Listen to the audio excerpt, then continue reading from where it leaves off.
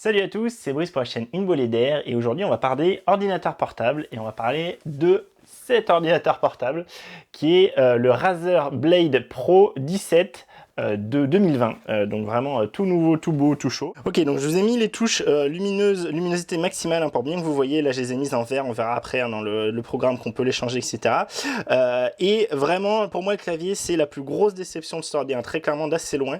Je vais vous expliquer pourquoi. Donc là on a la version AZERTY et c'est quelque chose que j'avais beaucoup cherché sur internet pour voir comment était cette version AZERTY en 2020 et je l'ai pas trouvé. Je l'ai pas trouvé à ma connaissance. Là ce test est le premier qui existe hein, sur internet pour trouver la version AZERTY sur le modèle 2020. Et pourquoi je cherchais ça? Parce que je savais que sur les anciens modèles, en tout cas je crois avant 2019, même les versions QWERTY avaient le gros défaut de ne pas avoir les caractères secondaires illuminés. Et donc c'était quelque chose qui était dit dans les tests, c'est bon en 2020, même en 2019 je crois, ça a été réglé, il n'y a pas de souci, Razer a réglé ce problème. Regardez la version AZERTY et regardez qu'ils n'ont pas du tout réglé le problème pour nous, je trouve ça absolument scandaleux, c'est vraiment scandaleux, ces mecs là sont censés faire des claviers à la base, ils sont pas foutus de faire que tous les symboles soient illuminés, moi je trouve ça hallucinant. Donc vous voyez on a tous les trucs secondaires, donc ici toutes les touches raccourcis multimédia pas illuminées, toutes les touches 1, 2, 3, 4 là, pas illuminées non plus, pareil pour tout ce qui est point d'interrogation, tous ces trucs là on l'a dans l'os, le euro également, et alors, attendez, c'est génial parce que non seulement c'est ça, mais en plus de ça, ces cons-là, ils ont inversé. C'est-à-dire que, normalement, les caractères, c'est le 1 et au-dessus du « et ».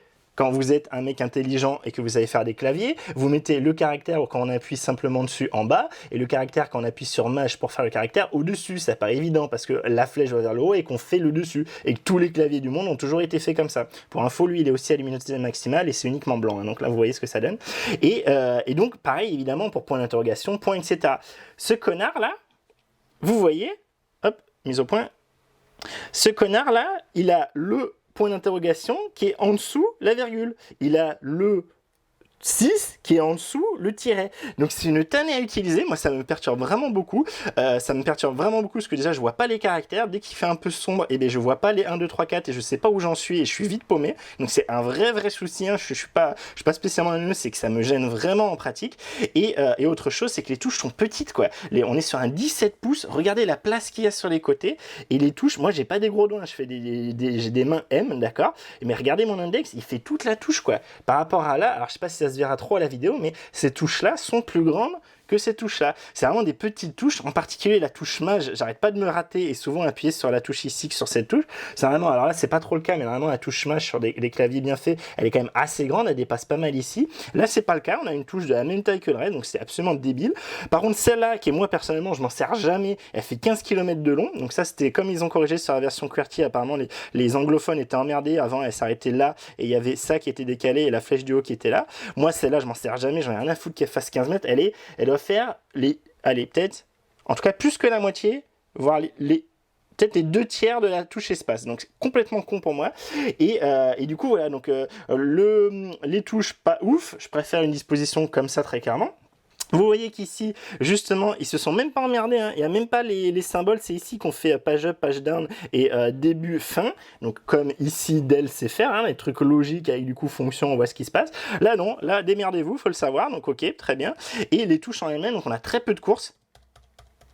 On a très peu de courses par rapport à sur le XPS 15. Alors c'est pas grave, quand je tape, j'ai pas trop le problème. Le vrai problème que j'ai très clairement, c'est au niveau de voilà, ces formes de touches, ces tailles de touches et surtout les caractères quoi. Les caractères, bah c'est nul à chier putain, mais Razer quoi.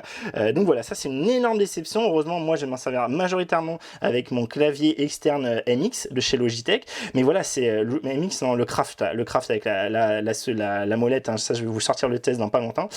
Donc voilà, ça me rend un peu dingue, franchement, là-dessus, le clavier pour moi est nul à chier, voilà, c'est vraiment, je le dis, le clavier est nul, je préfère 1000 fois le clavier du XPS 15, très clairement. Bon, heureusement, il n'a pas que des inconvénients ce clavier, déjà on va pouvoir changer la couleur du clavier, d'accord, donc ça c'est voilà, c'est le RGB de chez je crois qu'il s'appelle Synapse, hein, chez Razer, bon, il est connu pour être excellent, effectivement, vous voyez qu'ici, au niveau luminosité, il est carrément plus lumineux que ce que j'ai sur le Dell XPS, hein, ça c'est très clair, vraiment très clair, hein, et il est très bien fait dans le sens sens, on n'a pas de fuite de lumière, vraiment, ça c'est super propre, il n'y a pas tout qui déborde sur le côté. Ça, à ce niveau-là, c'est super clean. Mais honnêtement, j'aurais préféré un RGB moins clean et des symboles qui soient illuminés et une disposition moins con. Mais bon, ok, certes. Ce RGB, voilà, moi le premier, hein, je trouve ça assez gimmick dans l'ensemble, je trouve pas ça que ce soit très intéressant. Mais il y a quand même des petites subtilités que je trouve pas mal vues. Donc vous savez, en fait, chaque touche peut être illuminée à une couleur différente. Il y a des petits trucs bien vus. Par exemple, si j'appuie sur F, vous voyez, sur fonction, il m'illumine plus que les touches fonction. Donc c'est pour me dire, ok, quand tu appuies sur fonction, tu vois, et tu faut que tu appuies sur celle-là. Donc ça, c'est cool. Un autre truc, bon, ça c'est comme sur le Dell, on a la petite LED hein, pour montrer que le caps lock est verrouillé ici, ça c'est cool. Mais donc ça, vous voyez, c'est bien. Alors après, on peut pas changer, par exemple, la couleur en haut, malheureusement. Et le truc qui m'énerve, c'est que, du coup, là, c'est complètement con, parce que vous voyez, le FN, moi, je lui ai dit, ça c'est bien, on peut lui dire hein, ici, que voilà. Ici, moi, je dis que mes touches fonctions hein, principales, c'était les touches fonctions, c'est-à-dire F1, F2, machin. Bon, vous savez, je suis habitué à ça pour faire F5, pour aller dans le BIOS, des choses comme ça, et pas les touches multimédia. Donc ça, on peut lui dire, il n'y a pas de souci. Et du coup, bah, c'est un peu couillon parce que justement, vu que ces trucs-là sont pas illuminés, quand on appuie sur fonction, et ben lui, il m'affiche F1, alors qu'en fait, quand j'ai appuyé là-dessus, fonction, ça va me faire justement le multimédia, d'accord? Ça va me couper le son là, ok? Donc c'est complètement con.